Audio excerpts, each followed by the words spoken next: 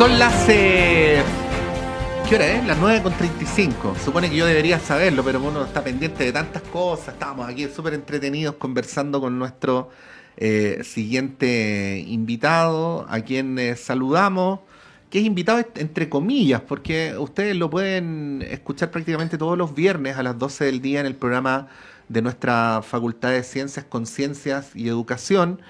Nos referimos precisamente al decano de la Facultad de Ciencias, el profesor Raúl Morales. Decano, muchas gracias por estar acá y bueno, por poder conversar sobre ciencias y sobre el país y sobre la universidad en este ratito. No, gracias a ti, Patricio, por la invitación y justamente conversar algunas novedades que han estado ocurriendo en los últimos días, digamos. Sí, ¿Mm? quiero partir por algo que es una celebración, ¿no? Porque se cumplen 60 años de la Facultad de Ciencias. Es probable que dentro de la Universidad de Chile se tenga o tengamos más clara la evidente importancia que esto tiene. Pero como sabemos, decano, esta radio y estos medios de comunicación son escuchados por mucha gente, la mayoría en rigor, que no pertenecen a la comunidad de la Universidad de Así Chile. Por lo es. tanto, hay que explicarles por qué es importante para el país una fecha como esta. Bueno, habría que partir recordando de que en el año 65, 1965, la Facultad de Ciencias se crea por decreto del Ministerio de Educación, cuando todavía las universidades eran 7, ¿ya? Y la Universidad de Chile era la principal universidad pública del país. Y las facultades se creaban por decretos ministeriales.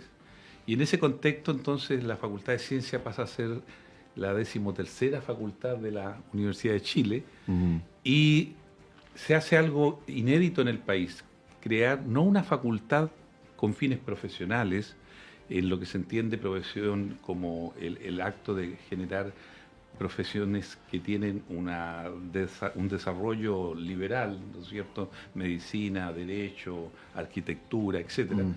sino que una facultad destinada a formar científicos que requería el país. Y ese fue, yo diría, una de las grandes obras señeras que hizo el rector Juan Gómez Millas, ya en los años 50, cuando él fue ministro de Educación, Ujú. de proyectar la creación justamente de un fondo especial para que las universidades pudieran desarrollarse en el campo de la investigación y tuvieran infraestructura apropiada. Ahí parte todo este desarrollo que finalmente culmina, como te decía, en el año 65 con la creación de la Facultad de Ciencias, donde confluyeron académicos de distintas facultades que hacían ciencia en veterinaria, en agronomía, en medicina, en ingeniería, etcétera, Sí. y llegaron a constituir entonces esta primera facultad científica del país y que después de la Facultad de Ciencias fue permitiendo, con ese ejemplo, crear otras facultades a lo largo de todo el Chile, digamos, Sí. y en ese sentido nos consideramos como la primera facultad madre de las que vinieron, porque muchos de nuestros egresados, ya hemos egresado más de 1000 científicos en el país, todos estos egresados fueron yendo a contribuir a las distintas universidades regionales, hoy día a las universidades privadas, y en ese sentido, digamos, la huella que ha dejado en estos 60 años la Facultad de Ciencias, hoy día con 9 carreras científicas, porque no solamente tiene las 4 clásicas con que partió de licenciatura en química, física, biología, matemáticas, sino que después desarrolló el área ambiental. Sí. Las primeras carreras ambientales en el país se desarrollaron en la Facultad de Ciencias, facultad que genera entonces las carreras de químico ambiental, biólogo ambiental, ingeniero en biotecnología molecular con todo el desarrollo de la ingeniería genética, y finalmente nos hicimos cargo de las carreras de pedagogía científica para apoyar justamente la educación escolar tan traída a menos, digamos, en estas últimas décadas. Sí, aprovechemos de explicar, porque la definición genérica de ciencias, decano, es amplia, ¿no? De hecho, en la misma Universidad de Chile tenemos la Facultad de Ciencias Sociales, por ejemplo, ¿no? O la Facultad de Ciencias Físicas y Matemáticas. La Facultad de Ciencias, sin palabras agregadas, dentro de la Universidad de Chile. Aprovechemos de contar, ¿no? ¿Qué disciplinas abarca? Sí, ¿Cuáles bueno, son sus orientaciones de investigación principales? sí, hay que entender que históricamente la ciencia se separó de las humanidades, yo diría, después del desarrollo del campo filosófico de los griegos, ¿no? Que todo era el ámbito filosófico, Mm. el, el saber, ya por el arte de saber, Y posteriormente con la aparición de los primeros estudios científicos, Galileo Galilei, ya en los años 1500, empieza a aparecer la ciencia como una disciplina humanista, digamos. Y de ahí que entonces se hace esta dicotomía de ciencia, filosofía y de alguna manera la ciencia empieza a tomar un espacio de lo racional. Y de ahí que posteriormente entonces muchas otras disciplinas que se fueron aproximando a una racionalidad empiezan a tomar el nombre de ciencias. Y entonces se habla de las ciencias sociales, de las ciencias jurídicas, de las ciencias de la ingeniería, o sea, todo lo que se ha ido ya racionalizando empieza a tomar el nombre de ciencia. Pero cuando hablamos de la ciencia pura, digamos, absoluta, estamos hablando de las disciplinas fundamentales del conocimiento, como la física, la química, la biología y la matemática, que en algunos casos se considera como un área media filosófica por el tema de la lógica y por lo tanto es yo diría, un área todavía más compleja de comprender. Pero normalmente se asocia como una disciplina científica producto de que las matemáticas son fundamentales para entender y racionalizar las otras ciencias. De ahí que viene el nombre entonces de que esta es una facultad de ciencias sin apellido, pero que está concentrada fundamentalmente en las ciencias naturales. Sí, hay algunos hitos que son importantes para la facultad, pero que lo son para el país. De hecho, justo, y después le voy a preguntar sobre eso, decano, pero todo el tema de la observación de lo que está fuera de nuestro planeta está en una cierta controversia coyuntural, pero es una disciplina fundamental, me atrevería a decir, más aún en los tiempos que corren, decano, para el futuro de la humanidad, ¿no? Hay quienes especulan que la humanidad tiene que buscar un futuro eventual, incluso fuera del propio planeta. Y ahí entonces es donde surge este Centro de Estudios Cosmológicos, profesor Jaime Rosler Bonsi, si me permite leer muy brevemente, que va a promover la colaboración, además está esto multidisciplinario, ¿no? Físicos, matemáticos, biólogos, químicos y filósofos, ¿no? Con el objeto de avanzar en la comprensión de la evolución cósmica y las condiciones para la vida en otros planetas. Bueno, esto usted nos dio la primicia en el último programa de la temporada anterior, ahí el viernes 31, a las 12 y tanto. Lo anunció decano. Hablemos de esto. ¿Para qué y de qué manera esto va a contribuir a un país que no nos olvidemos nunca, es la capital mundial de la observación del cielo? Bueno, efectivamente, durante estos 60 años hemos ido incursionando en una serie de áreas complementarias a lo que podríamos decir la cosmología.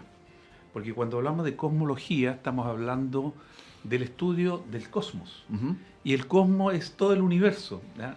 Y eso de alguna manera viene a responder o intentar responder las grandes preguntas que la humanidad se ha hecho siempre respecto del ser humano, ya qué somos, de dónde venimos, hacia dónde vamos.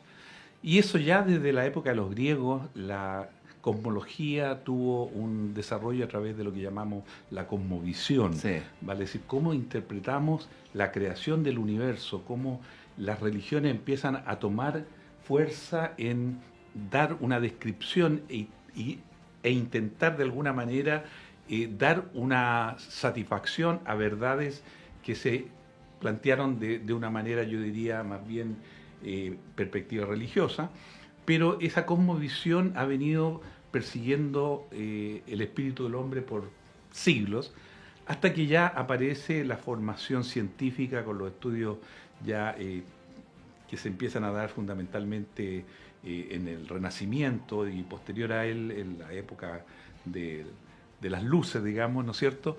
Y eso hace entonces que la cosmología pase de ser una cosmovisión a ser ya la búsqueda de interpretación científica. Y entonces empiezan a aparecer los grandes pensadores científicos como Newton, como Einstein, que vienen a revolucionar el concepto de qué es el universo, cómo nace el universo, y aparece entonces la gran teoría del Big Bang, y entonces junto con la teoría del Big Bang, la teoría de la relatividad general que establece Albert Einstein, empiezan a aparecer entonces conceptos de cómo entender nuestro cosmos.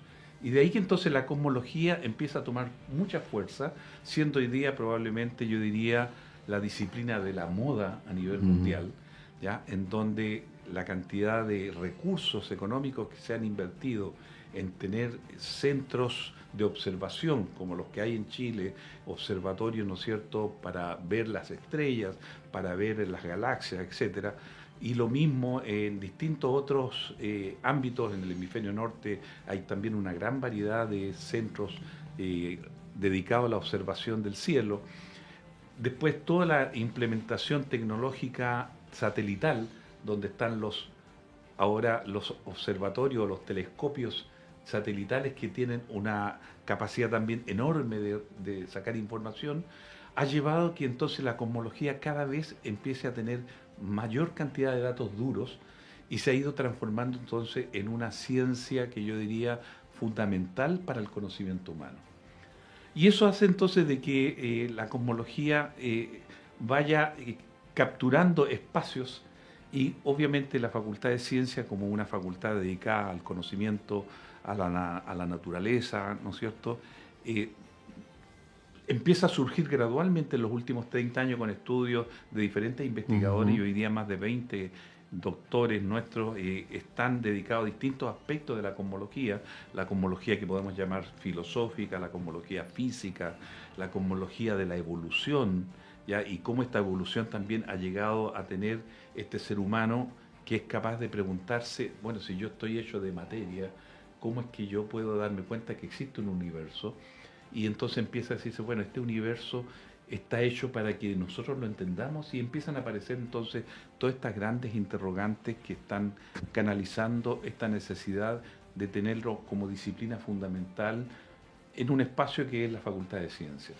Sí, decano, el proyecto INA, que ha generado tanta reacción, recordemos, lo decía más temprano a propósito de las declaraciones de la rectora y del Premio Nobel de Física, el profesor Reinhard Genzel, que estuvo esta semana en nuestra universidad. Un proyecto que tiene por propósito extraer el llamado hidrógeno verde, porque no es verde, no es verde de color, es una analogía en el sentido de que sería menos contaminante que otros, ¿no? Pero a pocos kilómetros del Observatorio Paranal y de otro observatorio en construcción. Sí. Le quiero pedir la opinión sobre eso, pero también una reflexión respecto a cómo conciliar las distintas actividades en el territorio, que es una pregunta más profunda, ¿no? Sin duda, ahí se ha generado, digamos, por así decirlo, un nudo de desarrollo tecnológico, porque efectivamente por muchos años en el hemisferio sur se fueron buscando zonas aptas para poder inspeccionar el cielo. Ahora, la gracia de nuestro planeta es que el hemisferio sur, en el cual nosotros estamos ubicados, mira hacia el centro de nuestra galaxia, a diferencia del hemisferio norte, que mira más bien hacia afuera de la galaxia. Y eso hace entonces que nuestros observatorios puedan tener una densidad de estrellas gigantesco para observar y estudiar. Y por otro lado, no podemos perder de vista de que el desierto de Atacama es un desierto que está pegado al borde costero, pero un borde costero con un cordón montañoso muy alto, de 2.000 a 3.000 metros de altura, lo que hace que la nubosidad propia del mar no logre penetrar hacia el desierto, sino que más bien a baja altura cuando ocurre, y por lo tanto estos observatorios que están sobre los 2.000 metros tienen cielos despejados prácticamente el 95% del año. Por lo tanto, son zonas muy prístinas en la calidad de los cielos. Como es desierto, son zonas muy oscuras, y lo que nosotros tratamos de capturar es la luz en la noche. Por lo tanto, cualquier reflejo de luz que venga de la tierra, del suelo, obviamente va a impactar en la calidad y en la, podríamos decir, finura con que se determinan estos haces de luz que vienen del resto del universo. Ahí, decano, yo tengo una cosa que me preocupa. Me preocupa como... Bueno, no quiero usar esa retórica de algunos periodistas que se ponen demagógicos, pero voy a hacerlo así. Me preocupa como chileno, como ciudadano chileno. Que es que si uno tiene una conversación entre dos personas que pueden incluso no ser decanos, no ser periodistas cualquiera, y uno dice, oye, nosotros tenemos el Observatorio Paranal, ¿no? Que es uno de los epicentros de la actividad astronómica mundial. Y hay unos señores que quieren instalar una planta de hidrógeno verde a 10 kilómetros. Es obvio que esa planta no se tiene que instalar. Es como es de una obviedad tan radical que yo creo que nadie se atrevería a discutirlo. Pero parece que para la institucionalidad no es tan obvio, porque resulta que sí ocurre Y lo que está pasando ahora es que hay una comunidad científica que con justa razón reacciona. Incluso la Cancillería está pidiendo que la institucionalidad reaccione, pero es una reacción, po. Entonces, no opera el sentido común en el punto de partida, sino que hay que reaccionar para restituir el sentido común. Y eso es lo que a mí me preocupa y que le quería preguntar, porque es probable, se lo pregunto muy hipotéticamente, que algo nos esté diciendo como país. Sí, mira, esto tiene que ver, yo diría de alguna manera también, cómo ocupamos nuestro territorio. Mm, Entonces, obviamente, la ocupación del territorio tiene que ir definiéndose en base a lo que el país debe desarrollar y quiere desarrollar.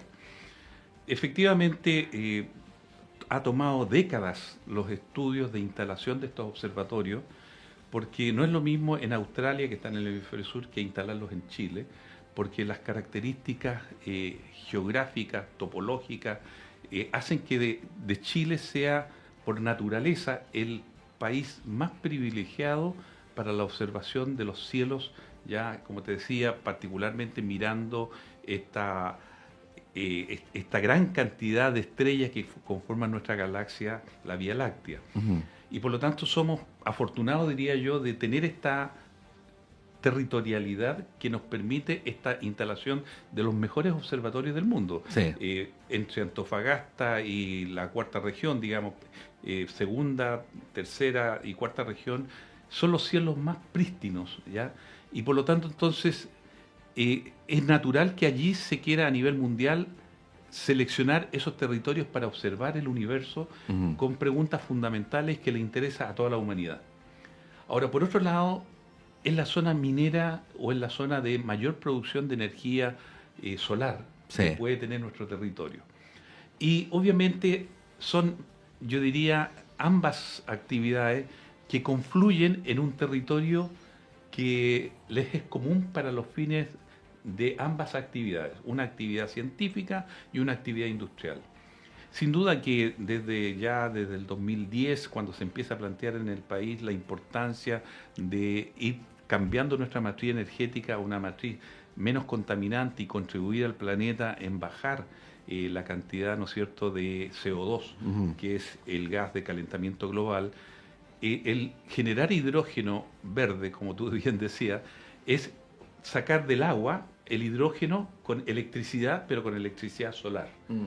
Y por lo tanto, como es una electricidad limpia, generamos un combustible hidrógeno que a su vez es un combustible limpio, porque cuando el hidrógeno se transforma para liberar la energía en vapor de agua, el vapor de agua no es un contaminante. Claro. Entonces se forma con energía solar y después cuando entrega su valor energético, lo entrega sin contaminar el medio ambiente. Por eso es que se habla de un hidrógeno verde como apellido, digamos, para Sí. darle esa connotación que es amigable con el medio ambiente y nos protege de no generar más gas de efecto invernadero. Pero claro, ese es un gran proyecto de desarrollo nacional, eh, incluso puede ser mundial, porque las exportaciones y todo lo que generarían riqueza, obviamente es algo que el país sopesa. Y entonces ahí empieza la competencia de qué pesa más, si el conocimiento científico mundial o el conocimiento y uso industrial de un bien que le va a ayudar a la población, al país, etcétera. Por eso que ahí está la diplomacia, está la discusión política, económica, el ver entonces qué otros territorios del norte de Chile es adecuado poder instalar una planta de este tipo, de modo que no entren en competencia, sino que más bien entren en un uso apropiado del territorio. O sea, el orden y la planificación territorial, evidentemente, indudablemente permite Fundamental. conciliar y no tener que decir una cosa en vez de la otra. Que es que Exactamente, cuando eso se es superponen fundamental. territorialmente. Sí, y eso fue lo que finalmente trajo acá a Chile a Reinhard Genzel, Mm. premio Nobel de Física en el año 2020, junto con Andrea Ghez, Andrea de Estados Unidos, California, y Reinhard de Alemania, que junto con Roger Penrose recibieron el premio Nobel porque ellos hicieron un descubrimiento fabuloso, que fue demostrar que en nuestra galaxia estaba el principal black hole, como se llama en inglés, el hoyo negro, ya masivo, supermasivo, ya que va atrapando las estrellas en el centro de nuestra galaxia, ¿ya? Y las va atrapando y las va consumiendo, y entonces hoy día se sabe que todas las galaxias tienen en su centro un gran black hole que permite entonces toda una dinámica de movimiento y de generación de vida, porque al final de cuentas el hecho de que existan las galaxias como son da origen a las estrellas como son, y las estrellas dan origen a los planetas como son, y los planetas dan origen a la vida. Conocemos solamente vida en este planeta, en el nuestro, no conocemos vida en ningún otro planeta, pero ahí está de alguna manera todo el desarrollo y potencial científico, tecnológico y yo te diría filosófico que nos anima a seguir pensando en realmente como humanos que somos, qué es lo que somos y Sí, hacia dónde vamos. Bueno, daría para seguir hablando toda la mañana de decano, pero usted tiene que ir a ser decano y yo tengo que seguir siendo director. Pero además, todos quienes nos están escuchando saben que en poquitos segundos viene con ustedes Antonella Esteves con el semáforo. Decano, muchas gracias por haber venido. Bueno, te agradezco la invitación, sí. Patricio, y solamente decirle a nuestros auditores que quienes quieran seguir los avances y desarrollo de lo que es este Centro de Estudio de Cosmología, vayan a nuestra página web de la Facultad de Ciencias y poder generar las interacciones necesarias. Muchas gracias, decano. Bueno, nos vamos, ya viene Antonella, sigan en la compañía de nuestra Radio Universidad de Chile y por supuesto nos reencontramos con el radioanálisis a las 13 horas con la conducción por el día de hoy de Claudio Medrano. Que estén muy bien.